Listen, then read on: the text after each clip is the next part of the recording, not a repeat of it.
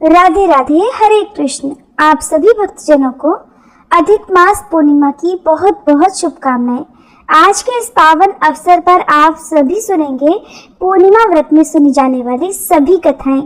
तो सबसे पहले हम सभी गणेश भगवान का ध्यान करके पीपल सींचने की कहानी सुनेंगे। एक बार एक बूढ़े ब्राह्मण थे। वह रोज पीपल को जल से सींचा करते थे। पीपल में से रोज एक लड़की निकलती और कहती, पिताजी मैं आपके साथ जाऊंगी। ये सुनते सुनते वह बूढ़े ब्राह्मण दिन प्रतिदिन कमजोर होते गए। तब एक दिन उनकी पत्नी ने पूछा, क्या बात है? तब बूढ़े ब्राह्मण ने कहा कि अरे भाग्यवान, पीपल से रोज एक लड़की निकलती है और कहती है कि वो भी मेरे साथ चलेगी। तब ब्राह्मणी बोली कि कल ले आना उस लड़की को। जहाँ हमारी 6 लड़कियां पहले से ही घर पर हैं, वहाँ 7वीं लड़की और सही। अगले दिन बूढ़े ब्राह्मण ने उस लड़की को अपने घर पर चलने के लिए कहा और वह उस लड़की को घर ले आए। लड़की को घर पर छोड़ने के बाद वह वृद्ध ब्राह्मण गांव में आटा मांगने गए तो उन्हें उस दिन और दिनों की अपेक्षा ज्यादा आटा मिला था।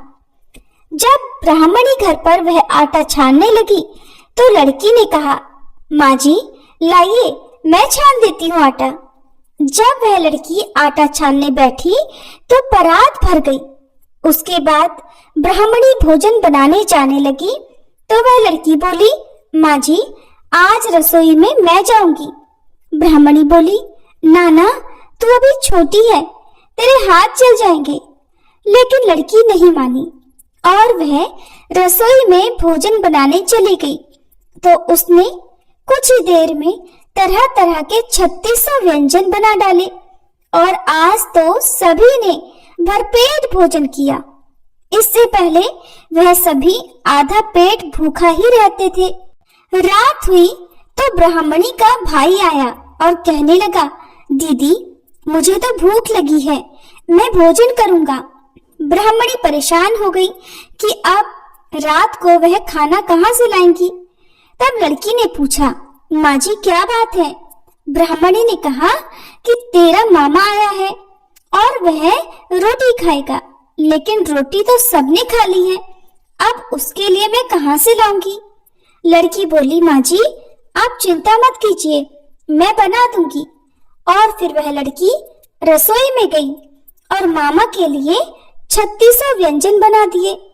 मामा ने भरपेट खाया और कहा कि ऐसा खाना तो इससे पहले उसने कभी नहीं खाया है।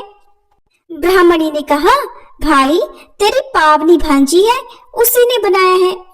शाम हुई तो लड़की बोली, माँ चौका लगा के चौके का दिया जला देना, मैं आज कोठे में सोऊंगी। ब्राह्मणी बोली, ना बेटी तू डर जाएगी। लेकिन वह लड़की बोली, ना माँ जी मैं बिल्कुल भी नहीं डरूंगी, मैं तो अंदर कोठे में ही सोऊंगी। और वह जाकर अंदर कोठे में सो गई। आधी रात को वह लड़की उठी और चारों ओर आंख घुमा कर देखा तो चारों ओर धन ही धन हो गया। इसके बाद वह लड़की बाहर जाने लगी तो वह वृद्ध ब्राह्मण आंगन में सो रहे थे। उन्होंने देखा तो पूछा, अरे बेटी तू कहाँ चली? लड़की बोली, बाबा जी मैं तो दरिद्रता दूर करने आई थी, अगर तुम्हें दूर करवानी है तो करवा लो। फिर उस लड़की ने आंगन में भी चारों ओर आंख घुमाकर देखा तो चारों ओर धन के भंडार भर गए। सुबह सवेरे जब सब उठे तो लड़की को ना पाकर सब उसे ढूंढने लगे कि पावनी बेटी कहाँ चली गई। वृद्ध ब्राह्मण ने कहा कि वो तो लक्ष्मी माता थी जो हम सब की दरिद्रता भी दूर कर गई हैं। हे लक्ष्मी माता, जैसे आपने उन वृद्ध ब्राह्मण की दरिद्रता दूर की, वैसे ही सबकी करना। कहानी को कहते सुनते हुंकारा भरते सबकी करना। प्रेम से बोलो लक्ष्मी माता की जय। प्राचीन समय की बात है, एक बार देवर्षि नारद स्वर्ग लोक में भ्रमण करते हुए वैकुंठ लोक पहुंचे। वहां उन्हें श्री हरि विष्णु के शंख चक्र गदा और पद्मधारी रूप का दर्शन हुआ। उनके चरणों में प्रणाम करते हुए नारद जी ने प्रश्न किया, हे भगवान कलयुग में ऐसा कौन सा व्रत है जिससे मनुष्य जीवन के समस्त कष्टों से मुक्त होकर पूर्ण लाभ प्राप्त कर सके तथा अंतकाल में मोक्ष को भी प्राप्त हो।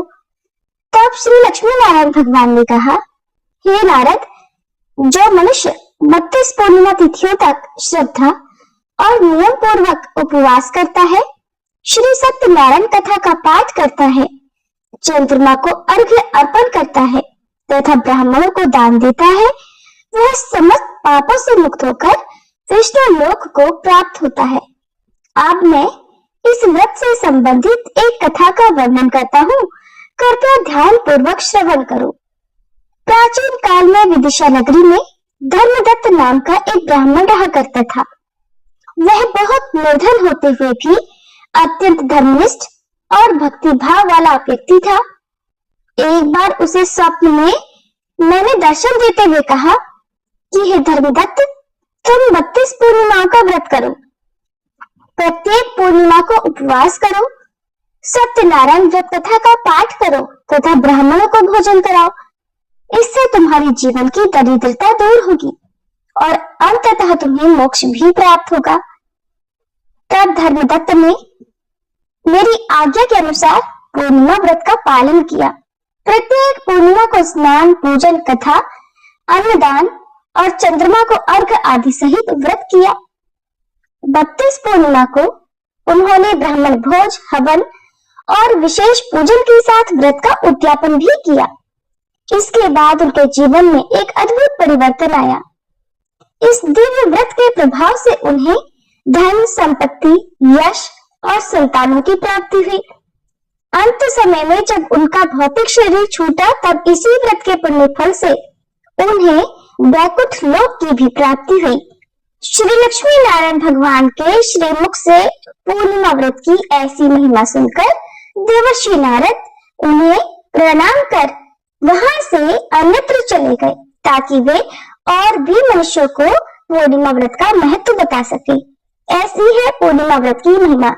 प्रिय श्रोताओ, अब सुनिए राजा मोर ध्वज की कथा। महाभारत काल के समय की बात है। एक बार अर्जुन को ये गर्व हो गया कि उससे श्रेष्ठ श्री कृष्ण का भक्त कोई नहीं है और जिस भक्त के साथ स्वयं भगवान सदैव खड़े हो, उस भक्त के अंदर अगर अभिमान आ जाए तो भगवान उसे दूर करने में बिल्कुल भी देरी नहीं करते। अर्जुन के इसी अभिमान को दूर करने के लिए तब भगवान ने एक लीला रची। श्री कृष्ण अर्जुन को साथ लेकर राजा मोर ध्वज के पास गए। दोनों साधुओं के वेश में थे। तब श्री कृष्ण ने अपनी शक्ति से एक मायावी शेर बनाया और उसे अपने साथ ले लिया। राजा मोर ध्वज भी श्री कृष्ण के भक्त थे। राजा मोर ध्वज को अपने पुत्र ताम्र ध्वज का राज्याभिषेक करना था, यानी कि उसे अपना उत्तराधिकारी बनाना था। उस अवसर पर उसने ताम्र ध्वज के सम्मान में धार्मिक यज्ञ का आयोजन किया था।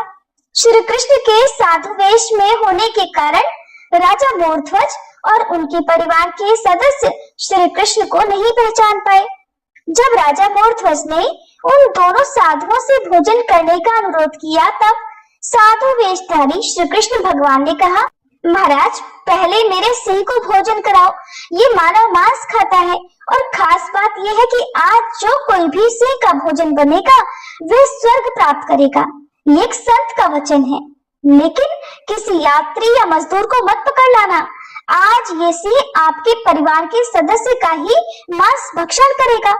इस पर राजा मोरध्वज ने अपनी रानी और अपने पुत्र से कहा कि माँ को अपने बेटे की देखभाल करनी चाहिए, क्योंकि बेटा अब बड़ा हो गया है और राज्य करने के लिए सक्षम भी है। मैं ही साधु के सिंह का भोजन बनूंगा। राजा की ये बात सुनकर रानी ने कहा कि मैं एक सच्ची पत्नी हूँ और अगर किसी विवाहिता पत्नी से पहले उसके पति की मृत्यु हो जाती है तो पत्नी का जीवन नरक बन जाता है। ताम्रध्वज युवा है और उसे शासन करने का कोई अनुभव भी नहीं है। एक पत्नी के रूप में मैंने सिंहासन का उत्तराधिकारी प्रदान करके अपने दायित्व को पूरा कर लिया है। अब महाराज मोरध्वज ताम्रध्वज के लिए मार्गदर्शक का कार्य करेंगे और आपके मार्गदर्शन से वह ठीक से शासन करेगा। इसलिए मैं ही साधु के सिंह का भोजन बनूंगी। तब उनके पुत्र ताम्रध्वज ने कहा कि मैंने अपने माता पिता की सेवा नहीं की है। अगर आप दोनों में से किसी एक की भी मृत्यु हो जाएगी, तब पुत्र के रूप में मैं अपना दायित्व पूरा न कर पाने के कारण पाप का भागी बनूंगा। इसलिए आपके जीवन की रक्षा करके और पुत्र के रूप में अपना ऋण पूरा करके प्रसन्न होकर मैं ईश्वर के दरबार में जाऊंगा। अंत में श्री कृष्ण ने ही अंतिम फैसला सुनाया, क्योंकि वे तीनों ही अपने आप को प्रस्तुत कर रहे थे। तब भगवान बोले कि आप दोनों पति पत्नी अपने पुत्र ताम्रध्वज को ही लकड़ी काटने वाले आरे से बीच से चीर दो। शरीर के बाएं हिस्से को फेंक देना। शेर दायां भाग खाएगा, क्योंकि बायां भाग पवित्र नहीं है। उसी क्षण राजा और रानी ने लकड़ी को चीरने के लिए इस्तेमाल किए जाने वाले आरे को मंगाया और दोनों ने बीच से अपने ही पुत्र को काटना शुरू कर दिया। साधु के वेश में श्री कृष्ण ने भी चेतावनी दी थी कि यदि आप तीनों में से किसी की भी आंखों में आंसू आ गए तो यह हंसी मांस नहीं खाएगा। पति पत्नी ने अपने पुत्र को बिठाया और उसे बीच से काटना शुरू किया। राजा और रानी बिल्कुल नहीं रोए। उन्होंने अपना हृदय पत्थर की तरह बना लिया। इसी समय पुत्र की आंखों में आंसू आ गए, लेकिन तब तक उसे बीच में से चीर दिया गया था। ये देखकर श्री कृष्ण ने कहा कि तुम्हारे पुत्र की आंखों में तो आंसू हैं, उसकी श्रद्धा सच्ची नहीं है, इसलिए न तो हम भोजन करेंगे और न ही ये सिंह भोजन करेगा, इसलिए हम विक्षुब्ध होकर जा रहे हैं। ये देखकर राजा मोरध्वज ने कहा कि हे महाराज, ये तो एक बालक है, आप मुझे चीर दीजिए, मैं नहीं रहूंगा। रानी ने भी यही कहा। माता पिता को ऐसा करते देखकर पुत्र की आवाज आई कि हे प्रभु, आप तो सब कुछ जानते हैं, मेरे हृदय में मौजूद सत्य को आप जानते हैं कि मैं क्यों रोया। मैं मृत्यु के भय से नहीं रोया, बल्कि मैं तो इसलिए रोया क्योंकि मैं पापी हूँ। मेरा पूरा शरीर आपकी सेवा में प्रयोग करने योग्य नहीं है। आपकी सेवा में अपना शरीर सौंपने का ये अवसर बड़ी मुश्किल से मुझे प्राप्त हुआ था। आपने कहा था इस शुभ समय में जो कोई भी अपने शरीर को इस सिंह को भोजन के रूप में दान करेगा वो सीधा स्वर्ग जाएगा। हम तीनों ने ही इस अवसर को पाने की कोशिश की। हम तीनों ही कह रहे थे कि हमारा शरीर लीजिए। इसी बीच आपने फैसला कर दिया कि सिंह राजा मोरध्वज के पुत्र का मांस खाएगा। इस तरह से उसकी बारी आई थी, लेकिन अब मुझे तो किस बात का है कि बड़ी मुश्किल से मुझे आपकी सेवा का अवसर मिला, लेकिन फिर भी मेरा केवल आधा शरीर ही आपकी सेवा में उपयोग हो सका। मुझे केवल आधा लाभ ही मिलेगा। इस दृश्य को देखकर अर्जुन का घमंड चूर चूर हो गया। भक्ति का ऐसा प्रकाश अर्जुन ने अपने जीवन में कभी नहीं देखा था। इसके बाद उन ब्राह्मणों के लिए सात्विक भोजन की व्यवस्था की गई। तब श्री कृष्ण ने राजा मोरध्वज से कहा कि तुम्हारे पुत्र को वैकुंठ में स्थान मिलेगा।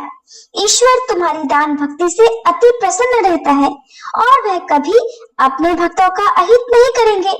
ब्राह्मण रूपी श्री कृष्ण ने राजा से कहा कि वह अपनी दाहिनी तरफ देखे। आपकी अलौकिक कार्य का फल आपको मिल चुका है राजन। जैसे ही राजा ने अपनी दाहिनी तरफ देखा तो ताम्रध्वज जीवित अवस्था में वहां खड़ा था। अपने पुत्र को सही सलामत देखकर रानी ने उसे प्रसन्न मन से गले से लगा लिया। उन पति पत्नी के आश्चर्य का ठिकाना नहीं था। तब राजा ने ब्राह्मण से पूछा कि प्रभु आप कौन हैं और किस कारण आपने मेरी इतनी कठिन परीक्षा ली। तब राजा के ऐसा कहने पर भगवान श्री कृष्ण ने अपने विराट रूप के दर्शन राजा मोरध्वज को दिए और मोरध्वज भी भगवान श्री कृष्ण के चरणों में गिर गए। और ये सारा दृश्य देखकर अर्जुन उन महादानी राजा मोरध्वज के पैरों में गिर गए और इस तरह अर्जुन का अहंकार नष्ट हो गया। तो ये थी राजा मोरध्वज की कथा।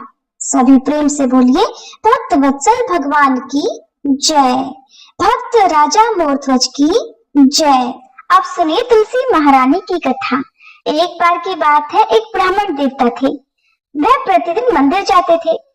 वह प्रतिदिन तुलसी माता की पूजा भी किया करते थे और वह ब्राह्मण देवता प्रतिदिन तुलसी माता से प्रार्थना करते कि हे तुलसी माता, हे तुलसी महारानी, मेरे आनंद करना। ब्राह्मण देवता की बातें सुनकर तुलसी माता ने सोचा ये ब्राह्मण तो बहुत सीधा है, गरीब है, प्रतिदिन मेरी सच्चे मन से पूजा भी करता है, मुझे इसके लिए कुछ न कुछ करना चाहिए। तो एक दिन क्या हुआ कि तुलसी महारानी एक कन्या का रूप धरकर बैठ गई और उस ब्राह्मण देवता से बोली कि ये ब्राह्मण देवता, मैं भी तुम्हारे घर आना चाहती हूँ। ब्राह्मण देवता ने सोचा कि मेरे घर में तो मेरी 6 लड़कियां पहले से ही है, 7वीं लड़की का पालन मैं कैसे करूंगा, लड़कियों का विवाह कैसे कराऊंगा, और मेरे पास तो कुछ भी ऐसा नहीं है, मैं कैसे इस 7वीं बेटी का भी भरण पोषण करूंगा। ऐसा सोच सोचकर वह बहुत परेशान होने लगे। उस दिन तो ब्राह्मण देवता को भोजन भी अच्छा नहीं लग रहा था। उन्हें परेशान और दुखी देखकर उनकी पत्नी ने पूछा, क्या बात है, आजकल बहुत दुखी दुखी रहने लग गई हो। तब ब्राह्मण देवता ने बताया कि मैं रोज मंदिर जाता हूँ, वहां पर एक छोटी सी सुंदर सी कन्या बैठी मिलती है जो मुझसे कहती है कि ये ब्राह्मण देवता, मैं आपके घर आ जाऊं क्या। तब उनकी पत्नी बोली, अरे इसमें परेशान होने की क्या बात है, आ रही है तो आने दो। ब्राह्मण देवता ने कहा कि अरे भाग्यवान, पहले से ही हमारी तो 6 लड़कियां हैं, उनकी भी अपने को शादी करवानी है। तो इस पर ब्राह्मणी ने कहा, अरे ये तो कोई बात नहीं है, अपनी 6 लड़कियों की शादी करवाएंगे तो वैसी ही 7वीं की भी करवा देंगे, हम दोनों 7 लड़कियों का विवाह साथ साथ करवा देंगे। अगले दिन जब वह ब्राह्मण देवता मंदिर में गए तो सीढ़ियों पर वही छोटी कन्या बैठी दिखाई दी। छोटी कन्या ने फिर से पूछा, ब्राह्मण देवता, मैं आपके घर आ जाऊं। तो ब्राह्मण देवता ने कहा, हाँ हाँ चल बेटा, चल मेरे साथ चल। और इस तरह ब्राह्मण देवता उस 7वीं छोटी कन्या को लेकर अपने घर आ गए। तुलसी माता की कन्या रूप में ब्राह्मण देवता के घर पर पधारने से ब्राह्मण देवता के घर में तो खूब आनंद हो गया, घर में तो धन की वर्षा सी होने लगी। जब ब्राह्मण देवता 7 कन्याओं का विवाह करने के लिए योग्य वर ढूंढने लगे तो उस छोटी कन्या ने कहा कि मेरे तो शालिग्राम जी के मंदिर में जाकर शालिग्राम जी को बोलना कि वह बारात लेकर आए और मेरी 6 बहनों के अपनी इच्छा अनुसार वह ढूंढ देना। फिर तो तुलसी महारानी की कृपा से ब्राह्मण देवता के यहाँ सब जेवर भोजन आदि का प्रबंध हो गया और खूब धूमधाम से उनकी सभी बेटियों का विवाह हो गया। इस प्रकार हे तुलसी माता, हम सब भी आपसे ये प्रार्थना करते हैं कि जैसे आपने उन ब्राह्मण देवता पर कृपा की, जैसे आपने उन पर करुणा की, वैसे ही हम सब पर भी करना। जैसे आनंद ब्राह्मण देवता के घर में किया, वैसे ही हम सबके भी करना। सभी प्रेम से बोलिए, तुलसी महारानी की जय।